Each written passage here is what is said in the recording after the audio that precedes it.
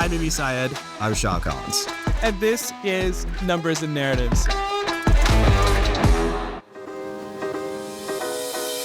Eli, thanks so much for coming on.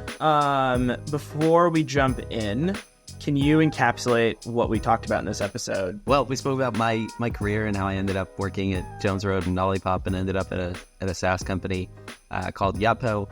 We spoke about personalization. We spoke about the beauty of going full platform versus going to a bunch of vendors. We also talked about the downside of, not having the best in class on each product you use.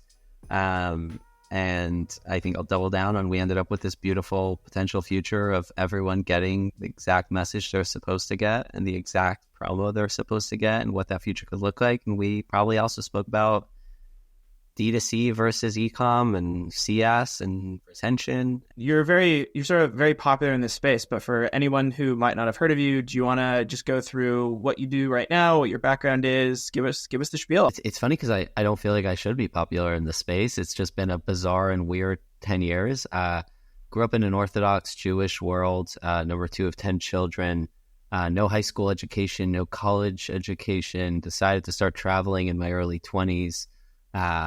Started off in Israel and then probably saw 25 countries in a span of 2 years, all with points and miles. Had this realization that, oh shit, I'm 23 and I have no marketable skills at all, period. Most people from my universe end up going back and working in their uncle's kitchen company or their brother's whatever store. And I had no intention of doing that. So my pitch was, I can speak English in a country that had a lot of startups, but not a lot of native English speakers. I started working at a Kickstarter startup there. This is probably 2013, 2014 that I started looking. I got my first job closer to 2016. Started messing around at that startup, learning everything from Amazon ads to Facebook ads to sending emails in MailChimp to messing around on WordPress, WooCommerce. This is kind of feels like forever ago. Moved back to the States in 2018, realized that nobody would hire me because I thought I was spending the last 2 years getting my real life MBA. Turns out nobody gives a shit. They worked at a company that no one knows exists.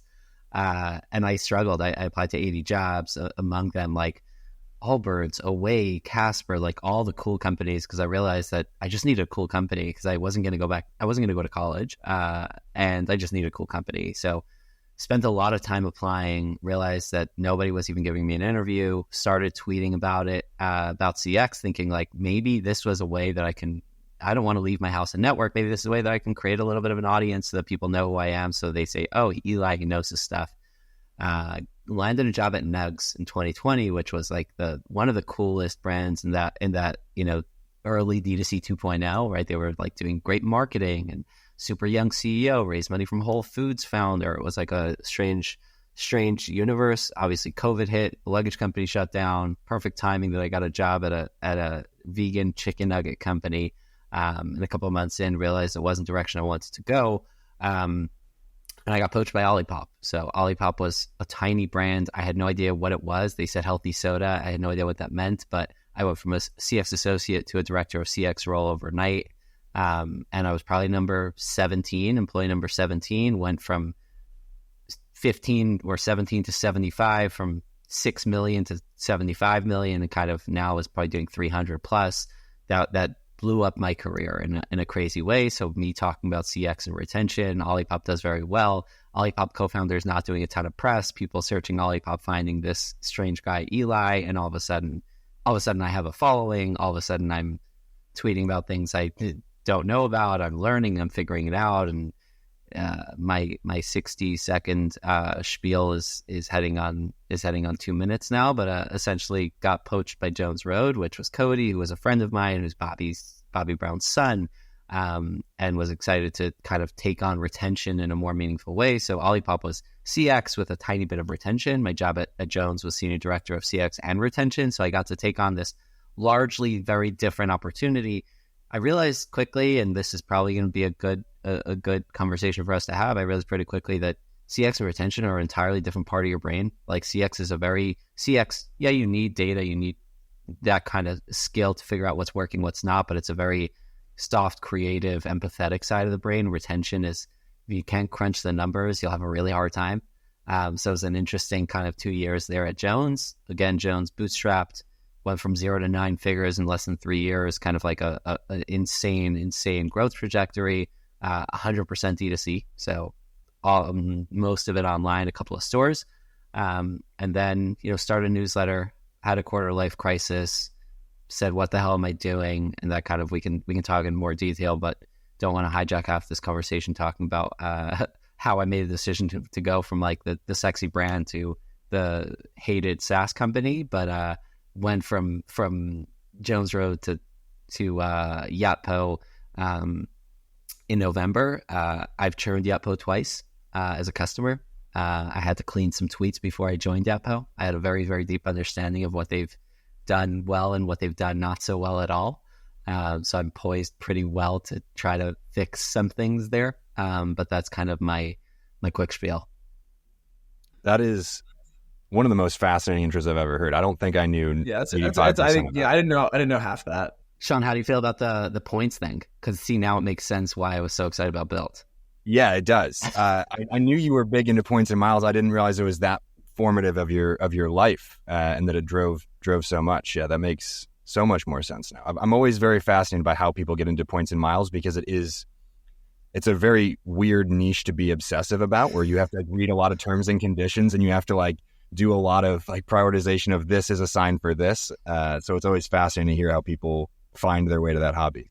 Well, so that was really good. I appreciate all the caveats and notes on Yotpo, because I also had I was surprised when I saw you go there, and then had a great conversation with you and a bunch of the guys at the Whaleys this week, and it was really cool to hear kind of all the changes. It's been a while since I've been in e-commerce, and so it's cool to hear all the changes you guys have made and all the acquisitions and launches and kind of the new agenda. And so it's fascinating to hear that, and it makes a lot more sense now why you would have taken that role and be so excited about it.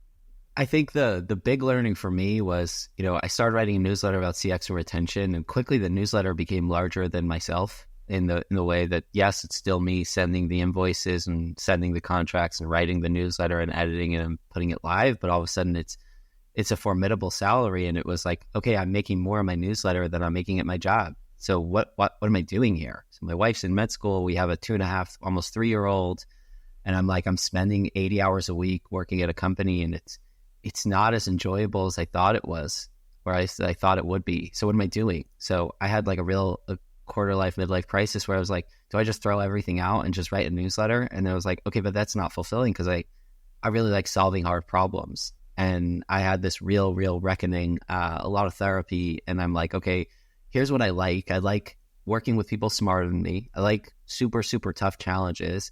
I like having a good time with work. I feel guilty about that, but that's just what I like. I like when my work is fun.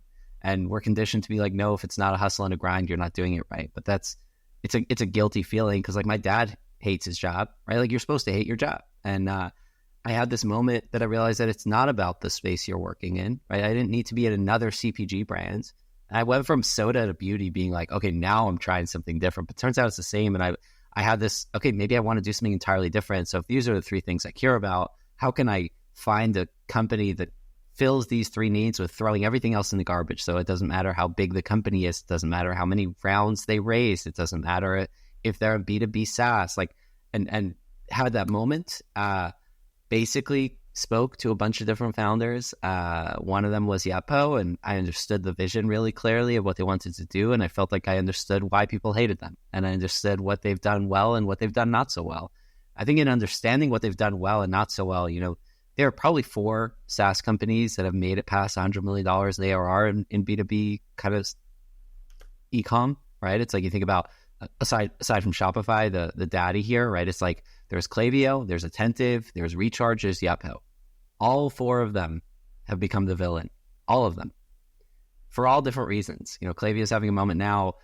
Attentive is obviously at a moment. Recharge is definitely at a moment. Yotpo has had a moment for all different reasons. And I think for me, the vision is always the 30,000 miles away. And I get the vision, because that's the thing that I was trying to build, is this idea that you have all these e-commerce, everything about the customer, you're still sending them generic, plain bullshit emails.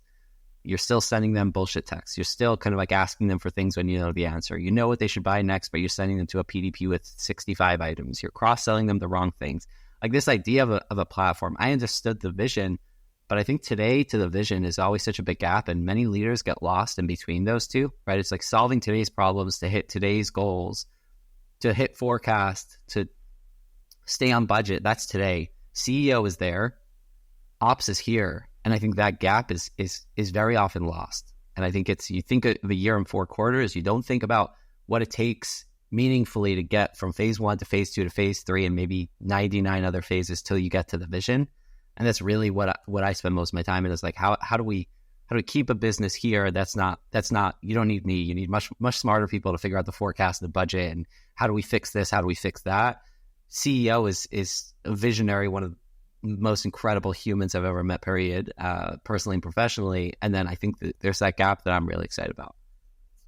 Yeah, that's something we talk about, or I talk about a lot with my team, is I feel like whenever someone comes to me and like, hey, can you give me a little bit of advice on my startup, or can you do some consulting or whatever, it's so easy to sit and say like, well, listen, this is the framework, this is the checklist, these are the things you need to do, this is what right looks like.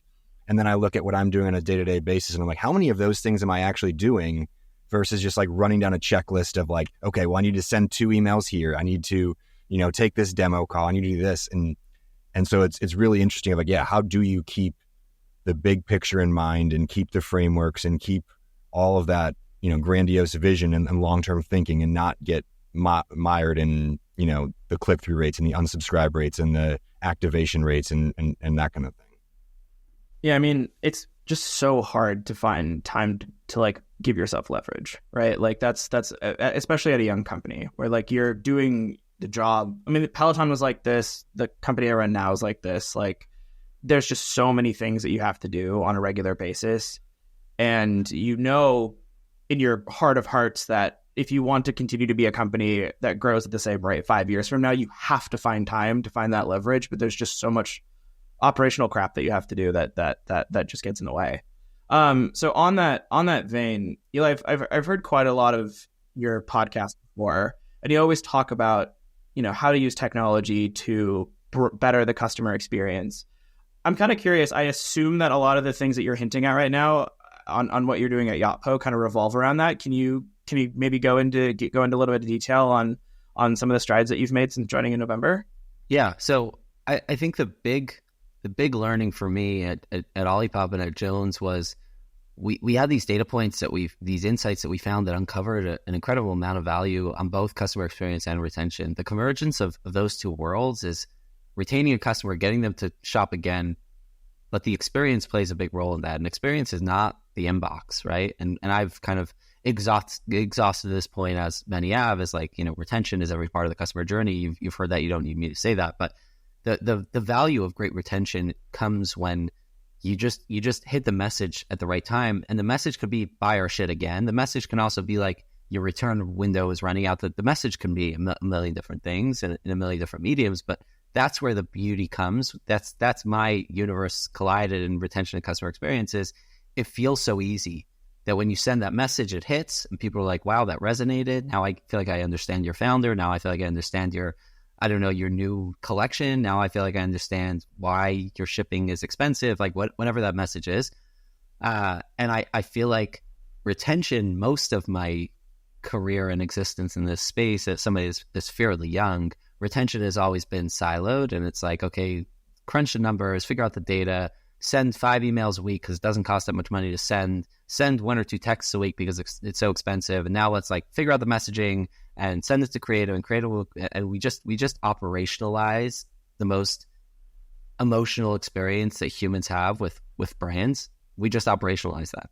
And the thought for me was, and this was something that I've said a bunch of times pre-joining Yotpo, the thought was, if there was a universe where you can say, I can wave a magic wand and know exactly what message to send to that customer in any part of the business, whether it's the loyalty program of like, I know what offer to offer them, when I should give them double points. How do I give somebody an offer that actually feels personalized to them? And there have been many, many startups that have tried to create like personalized offers and post-purchase and all that. But I think the beauty of having a platform is that you collect data in so many different places. You're collecting, did they review this 5 stars or 1 star? You should probably be talking about if they reviewed a product as 1 star, you probably shouldn't be sending them an email to buy that product again. But should you send them an email to buy a different product? I don't know. Was the 1 star review like, I hate you guys and you guys suck? Or was it like, this product was too big on me, right? So that's like a tiny snippet of what that could look like over a long period of time of really understanding the data. And it's, like you've seen the GPT LLMs that live on top of reviews that Amazon is doing, right? Where it's like, instead of reading 5,000 reviews, you just see like, people love this because of X, they hate it because of Y. And I can make a very easy decision knowing like, the reason why they hate it is not a reason why I'll hate it, right? They hate it because they hate the green, it's too dark. I mean, if you see my background, I'm good with dark green, right? So I think that's the logic there. So Yotpo is like, that's like a very, very small, like Yotpo launched that AI on top of reviews, and now you can kind of like, that'll increase your conversion. Okay, the broader Yotpo vision is, how can we make marketers better at their job, right? How can we give retention marketers the ability to deeply understand the customer so that they can create a better customer experience by marketing better, by marketing more effectively? And I think that the product and all that is like, okay, so now reviews lives together with loyalty, SMS lives together with email, consolidation, subscription. Like that's less of my universe. I probably spend 50% of my time on marketing, on bringing like the customer pain point into the room, because, Yotpo has built a massive, massive business, but there aren't that many people from the brand side that have transitioned, and there aren't that many retention marketers that work inside Yotpo today. So I bring that experience, spend a good chunk of time with product marketing and product, and then spend some time on sales and CS and say like, hey, the way we're selling, I wonder if we can change that. I wonder if we can think differently. And these are the reasons why I hated my experience being sold to in 2020. And this is where I feel great companies provide CS help that is actually giving them strategy and not just getting them to a renewal. So that's a little bit. I have had one coffee too much, so if I didn't answer your question, that's on me. No, that was great. That was great. Thank you. There's no such thing as one coffee too much, as long as it's before 3 o'clock in the afternoon. That's I'm heading towards a tough spot then. Yeah. That is really interesting though. And, I think you brought up an interesting point about the value of a platform versus a whole bunch of tools. I think that's always a big consideration when I've done evaluations before. Is a lot of times I'll be worried that like, okay, if your value prop is just that you're everything at once, are you really just shitty at everything, but you've made it easy for me to log into one place? And the flip side is, when you did used to have Klaviyo for emails, Attentive for SMS, everything was its own tool, then you're logging to 10 different spots to try and figure out which is the source of truth and how do you synchronize all these things. So how do you kind of balance and make sure that you don't have one feature or one product in your platform that ruins everything else and degrades the reputation? This is like this is probably the most important thing that I've lost sleep on since I joined, and I think it's a meaningful question. I think the age of consolidation, because like now you have reviews and it's included with your X for free. Like that's going to work today with like a very cost conscious buyer that has a small business that's like, I don't know, I don't need the extra bell and the whistle, right? But large brands or sophisticated brands today are looking for the best in class. They're not going to your point, Sean, they're not going to be okay with like a half-ass SMS platform or a half-ass reviews platform just because it's a consolidation play. And I think something that I've been challenging myself and the team is, if there was no platform, would we still be able to sell the standalone, right? So is our reviews platform better than any reviews? And it doesn't have to be, I don't think that you have to be the number one. I think you can be the number 2 or number 3. It doesn't have to be the best at everything. But I think it has to be very, very, very solid. It has to be able to sell standalone. So your subscriptions need to be standalone. If your only pro is you can plug it into the other 4 platforms, now I think it's a very short-term win. So I think long-term, you're 1,000% right. I think it's a race, right? So everyone's just like, oh, I'm going to throw this on and tack this on. And then it's like, oh shit, my emails aren't delivering. Like that's a sizable problem. So if you save $5,000 a month, but half your emails go to spam, I don't think you're winning. And I think that the problem with that is the COO is not talking to the retention marketing manager who's sending the emails and not talking to the CX person that's saying, no, these customers aren't getting their emails. So if 8 out of 10 of my emails in my welcome flow are going to spam, saving $5,000 a month on emails, you don't have to be a mathematician to know that that's like really shitty math, right? So I think that's a problem that we're going to see as people consolidate and as people just choose the best option, the cheapest option, the easiest option. If it's not really solid, you're kind of screwed. So I think I don't have an answer to your question other than that's like number one priority is how do we make sure that we're evolving on every single product. And I think the beauty of a company like Yotpo is we're building 5 companies within one. So we're really, really thinking that way, the way our product builds, the way our PMs sit, and the way we have a PMM on each product. Like we're thinking about that strategically. And then we have a layer on top of this thinking, okay, how does this platform look? If you don't do it that way and you're just like have a hacker building a cheap reviews with some APIs, I think it's a short-term game. But then again, like a lot of people like playing short-term games. That's like the existence we have here is like if you play a short-term game and you exit because you're a pain in the ass to like an incumbent, that's not a bad game to play either. I think Yotpo's past that. We've passed that. But I think you're going to see a lot of players where they're just going to be like, you don't need all those bells and whistles. We'll do it for super cheap.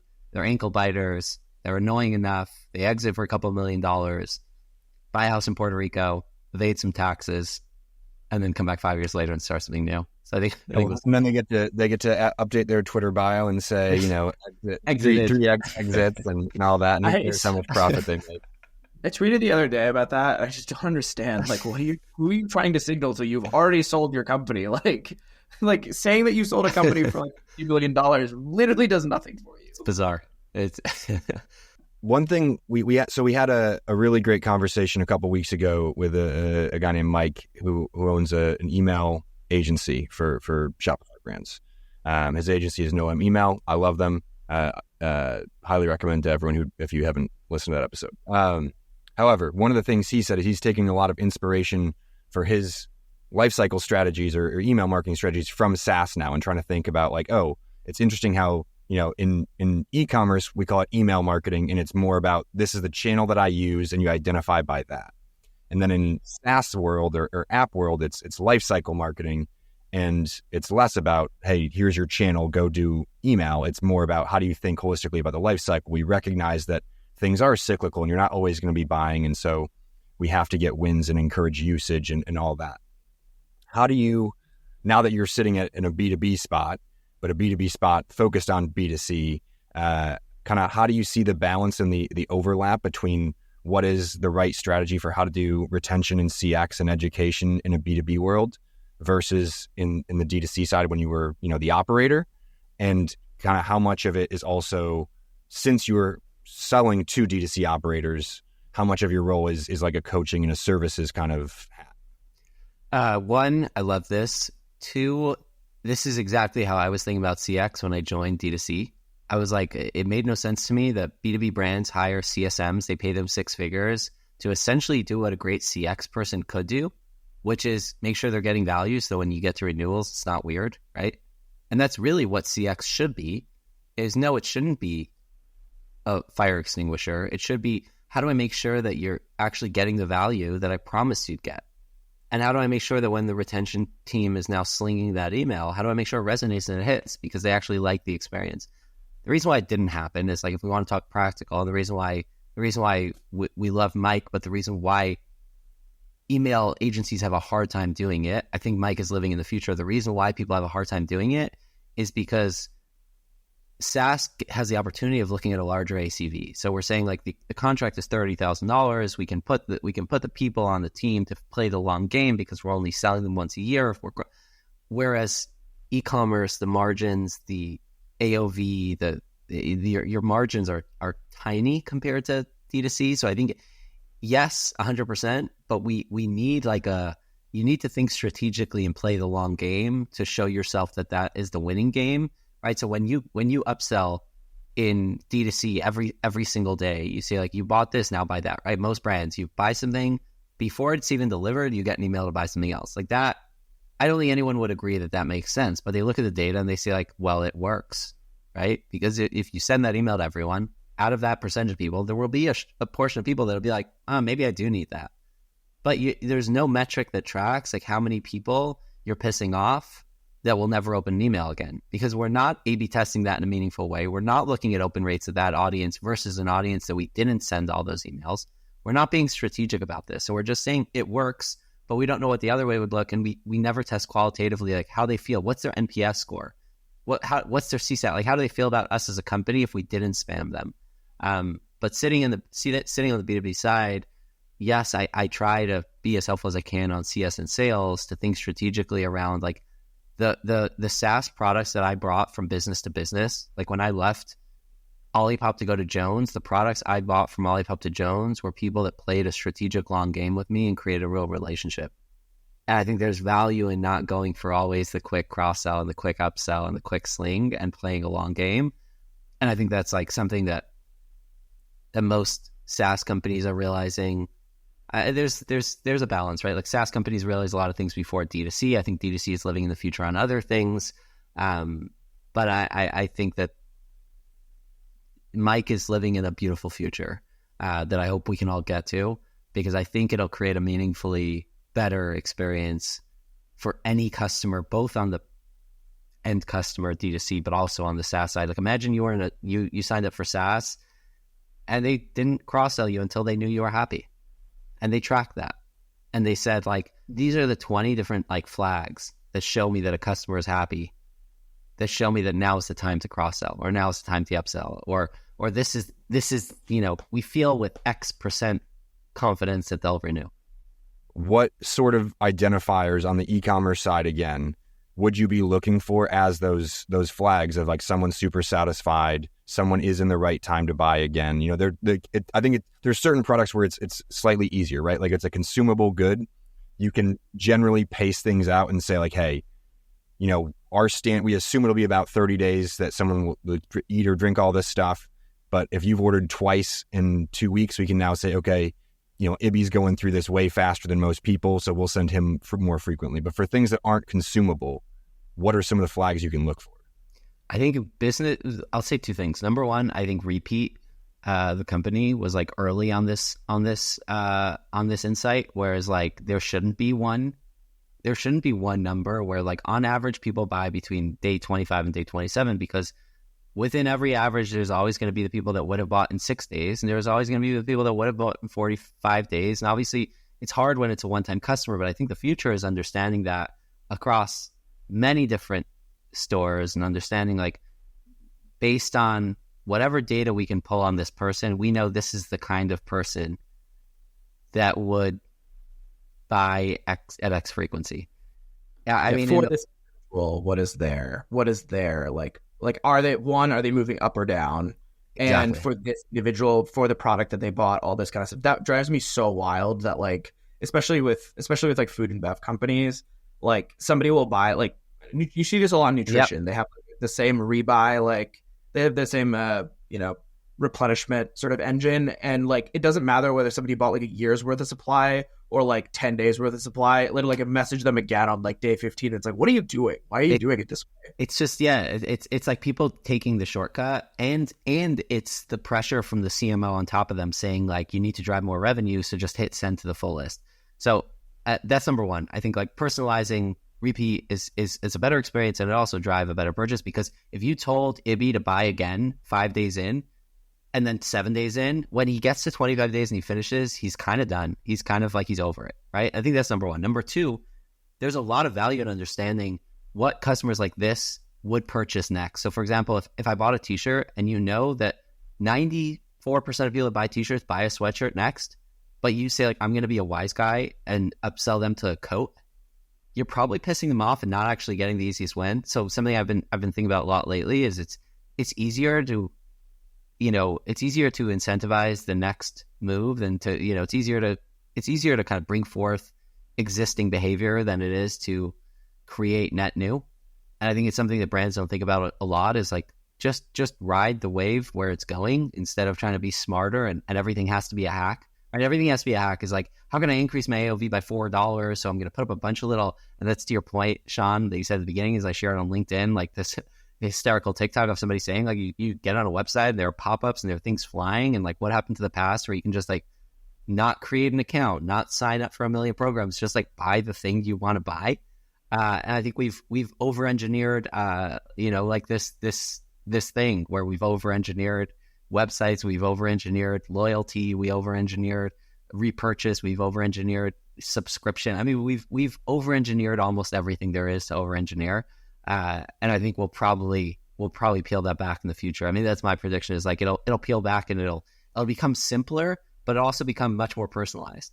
So I think in the future, people will have a personalized website experience. They'll have a personalized repurchase experience. They'll have a personalized CX experience. Like, I think you should be spoken to differently based on your email. That's what my team at Jones did. Like, if you send an email like, hey, what's up? I need X. You should probably not get this whole formal, like, British response. But if you are very formal and it's like a super long email, like, let's try to mirror that voice. They feel like we get them. Like, that's the future. And I think we might see that with AI. We might see that with humans. But the future of commerce, I think, is personalized and feels you feel something. You're not just like, it's not this endless void of like TikTok shop. But I do think the funny part of like, I've been thinking about like the China social score. It's like, it's kind of funny. Like, there have been apps that like figured out like somebody's like, not social score, but like demographic score based on like the zip code and like their address and research, looking at it on Zillow. Like there are API methodologies to kind of figure out what somebody's potential net worth is. And the, something that we've been thinking about a lot at Jones is like the number one indicator of like high LTV is somebody that's rich, right? You can't change that, but you could market them differently. So what we did is like, we knew that somebody that purchases in X categories order number one, high indicator, they probably are going to be a super high LTV customer. So like, let's go harder, because again, we're actually going in the direction they're going. So but I think that's like personalized, beautiful platform future where like everything's in one place. You understand who your customer is. It's kind of nice, I think, as a customer. I'm excited for that. I love that. Yeah, I'm kind of speechless. I think that was a great place to end. Eli, thank you so much for coming on. Appreciate it. Before we jump off, anything that you want to pub? Anything that you want to put up? Like, where's your newsletter hosted? It's Eli Weiss, ELIWEI, and then 3 S's. Don't ask me why. There's something about Eli Weiss. It's just too common of a name for me to acquire any sort of anything. So it's ELIWEISSS.com. It's a little beehive newsletter. And then the same name on Twitter and LinkedIn. It's just Eli Weiss.